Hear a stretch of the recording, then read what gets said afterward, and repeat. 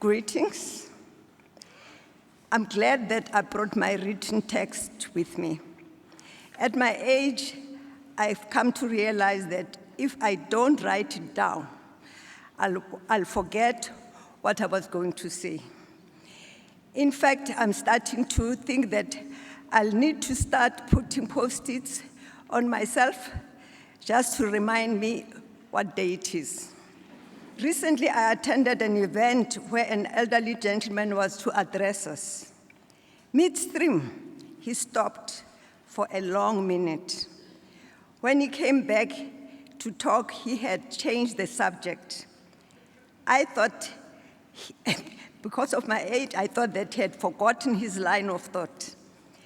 Clearly, in my early career, I must have shared a lot of my experiences with my workmates, because a colleague who describes herself as my protege recalls one story which struck a chord with her.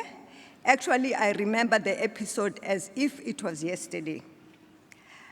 After high school, I studied social work at the University of the Witwatersrand as a day student while living at home with my parents in Alexandra Township. To qualify as a professional social worker, one needed to have practiced with children's services, people with disabilities, and patients in hospitals. The latter was called medical social work.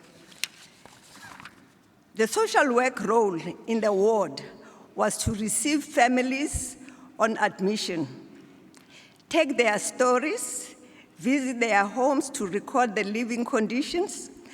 I did all that and got to know the desperate poverty conditions experienced by all Black people in the townships. Almost all children who were admitted to Ward 13 and 14 suffered from extreme malnutrition, where their hair became reddish, they had extended tummies, and thin, spindly limbs. They were weak and no longer able to suck from a bottle.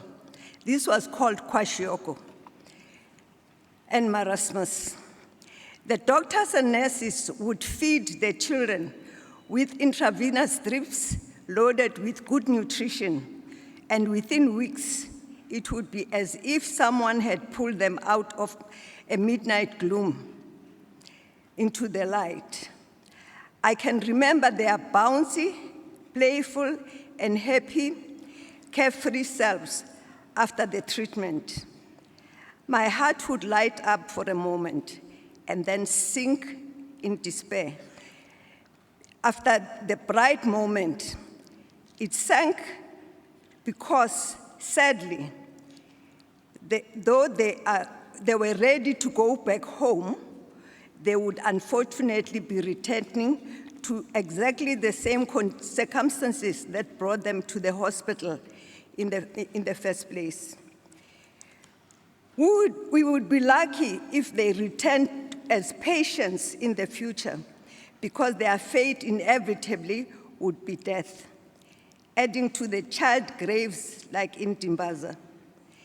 This one step forward, two steps back reality resembled and still does, the plight of many of our people and children. Poverty, food and health insecurity, and deteriorating personal and economic well-being. Though there was little I could do at that time, and for those challenges, I set my heart on alleviating as many of the root causes of these circumstances as possible, starting where I was with what I had.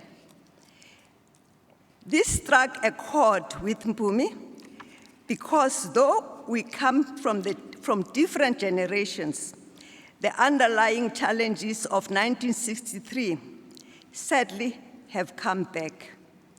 On Thursday, I watched a TV program with a doctor whose name, who founded Ilifa Labantwana.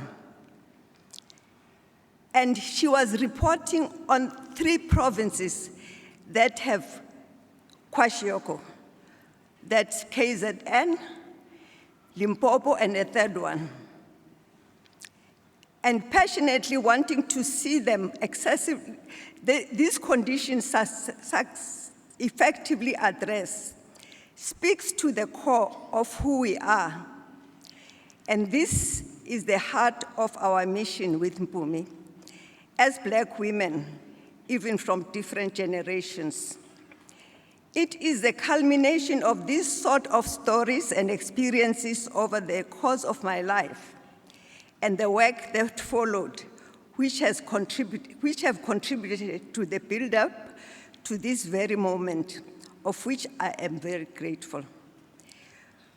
To the University of Pretoria, thank you for recognizing the work we have done, and for believing in what we can still achieve together. A lot still remains to be done to address these challenges and to leave a lasting impact that improves the well-being of its people across the country.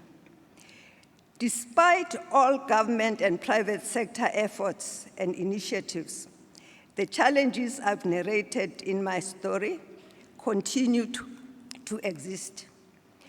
When we set up WDB Trust, it was to address persisting blight of poverty that continues to plague our townships and rural communities.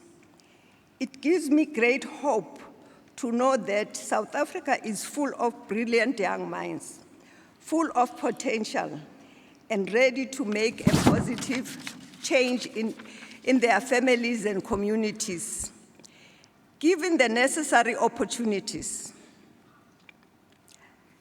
My life has dedicated to changing the lives of women. Why women? At some point, President Mandela said words to the effect that education is the main route out of poverty.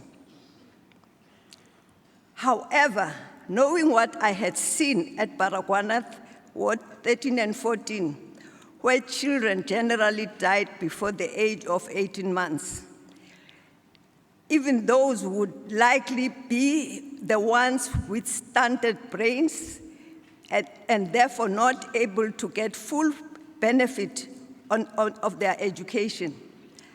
I chose to direct my support to primarily women because mothers are responsible for nurturing children to live beyond 18 months and not die.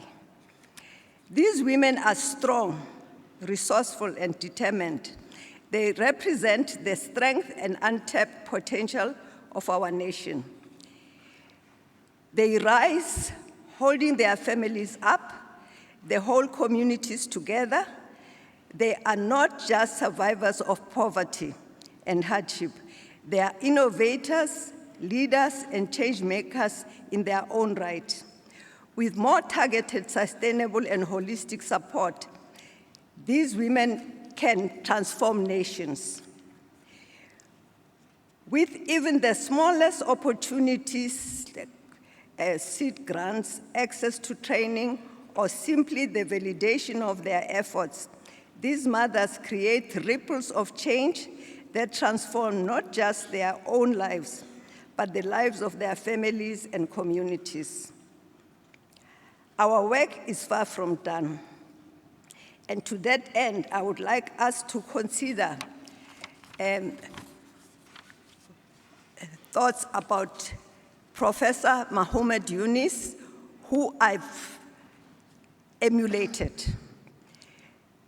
Is a renowned economist who started financial inclusion through microfinance for poor women. He's a Nobel laureate and social activist. He's known for pioneering the concept of social business. Social business reaches much more people than individual microfinance. Social business reimagines the traditionally capitalist, profit-based, and personal wealth accumulation nature of business into one that solves diverse social problems whilst being financially sustainable. Simply put, Professor Eunice puts people at the center of business and not profit. Social business responds to our many societal, economical, environmental, health, financial, technological, and other challenges that our people continue to face and struggle with. With all the great work and inspiring stories of many transformed lives along the way, it is disconcerting that today, in 2025, we are still living a nightmare haunted by familiar, persistent challenges. That is unemployment, food insecurity, gender-based violence, poverty, and environmental degradation. These are not just policy issues or academic debates. They are lived realities of millions of our people. How is it that in a nation so full of potential and resources, so many of our people are left behind? We live in a country that boasts some of the best universities on the continent, institutions that produce groundbreaking research and world-class leaders, and yet the knowledge we generate fails to address the most pressing issues facing our communities. We celebrate the rise of young entrepreneurs and innovators, yet poverty has grown, and the divide between the haves and have-nots has widened. This is a stark contradiction, and it demands urgent reflection that leads to action. There is no room for complacency. It is a time for bold action, for courageous leadership, and for a new way of thinking. It is a time to reimagine how we do business, how we empower communities, and how we create sustainable change. Optimizing the resources we have at hand, embracing businesses that prioritize people over personal accumulation, seeking solutions for the root causes of our challenges, and driven by a vision of shared prosperity. Achieving this is not an idealistic dream, it is a clear and present imperative. We must address food insecurity. We must confront gender-based violence with urgency and determination. We must create sustainable ways for people to generate income. Temporary relief like SASSA measures are not enough. And we must care for our environment. The land, water, and natural resources that we depend on are not finite.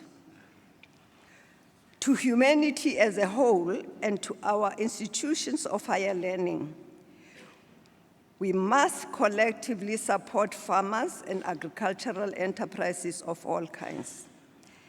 Micro, small and large, the young and the old, those near and far, ensuring that we feed and equip our people so they can fend for themselves and empower our communities to thrive.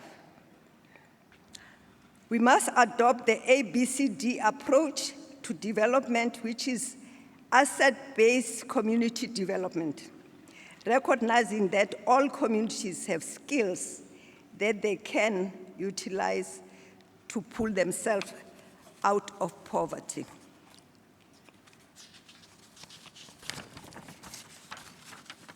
To the young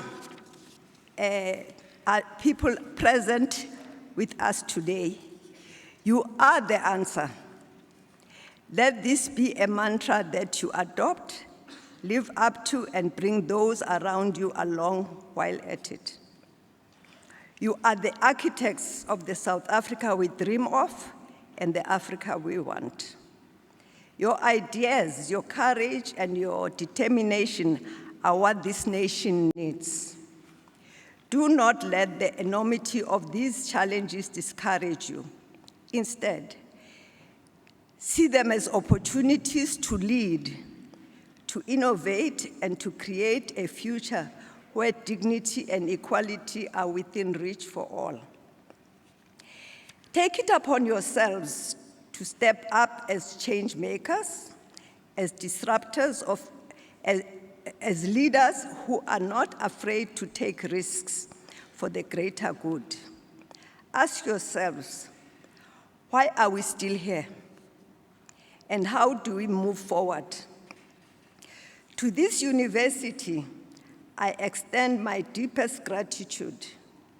I remain committed to realizing of and the call to the South Africa and Africa, where every person has a chance to thrive.